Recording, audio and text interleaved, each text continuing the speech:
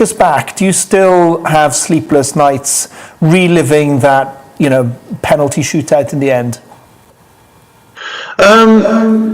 Well, obviously, it was very disappointing to lose the penalty shootout. But really, I think we were very pleased to have done well to get to the semi-final. I think when we came home, there was 300,000 or 400,000 people at Luton to welcome us. So we felt we'd done the country proud. But like anything, you need that little bit of luck sometimes. And I felt that obviously in the shootout, I think they had 4 penalties, and everyone was pretty good penalty, and we missed a couple, and that's how it goes sometimes. But I think the turning point was actually in extra time when Chris Waddle hit the post, and then in shy of the way, it could have gone in, and I think we would definitely been in the final. So you do need that little bit of luck, and hopefully we'll get some on Tuesday. Peter, I'll be honest with you. I had no football when I was growing up in South Wales. My inclination now would be to pick up the ball and run with it. So I struggle to relate to any other position other than the goalkeeper, because when you look at a penalty shootout in particular, it must be one of the loneliest, most exposed, most high-pressured positions in any career, in any job, in any sphere on the planet. All eyes are on you. You're on a hiding to nothing 90% of the time with a penalty. Just how awful is it?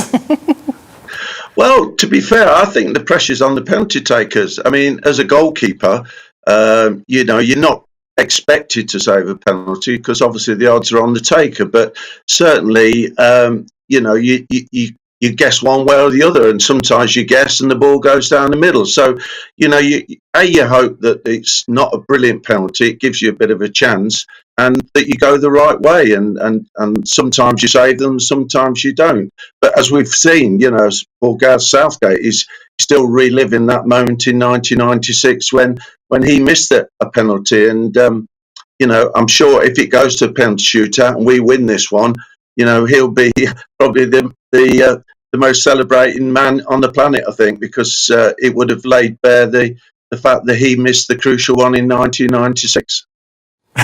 Well, there's so much going on, but let's focus on that one dynamic that's going to be loom very large on Tuesday. Germany. What is it about playing Germany? Is there something there? Is there some sort of ghosts of contest past? Is it some sort of rivalry? Is it an extension of, other battles somehow? European Union debates, Boris Johnson versus Merkel. Is all of that going on the field? What is it that makes Germany sort of loom so large in the psyche and makes those games somehow so high stakes? Well, I think it's the history, isn't it? We beat them in '66, and that they would dispute Jeff Hurst's third goal. Did it cross the line or didn't it? But we got the call that time, and then they beat us in 1970. We went 2-0 up, and they came back.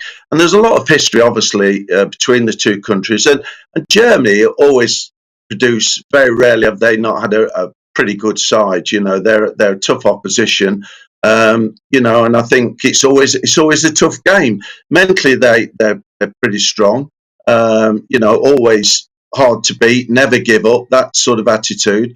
But I think we've got a really good chance on Tuesday. I think the Germans probably not quite as strong as they normally are. They've conceded 5 goals in 3 games, and we haven't conceded one yet. I hope I'm not putting the mockers on that, but I think they have got a few problems themselves, and we're playing at home, and I think we've got a really good chance.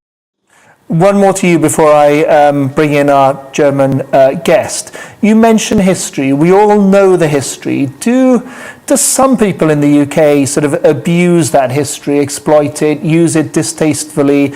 Is there some stuff that happens when England play football that shows perhaps an uglier side of, the sort of otherwise the pride that the English fans are entitled to feel going into any football match or anything else?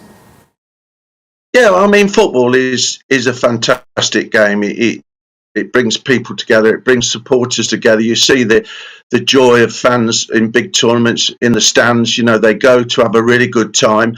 So I don't think you can blame football. I just think it's something in society now that we're seeing regularly.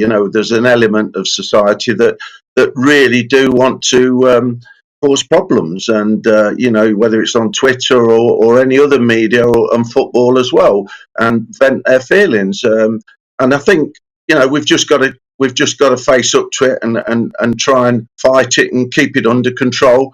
But I wouldn't blame football for it. Definitely not.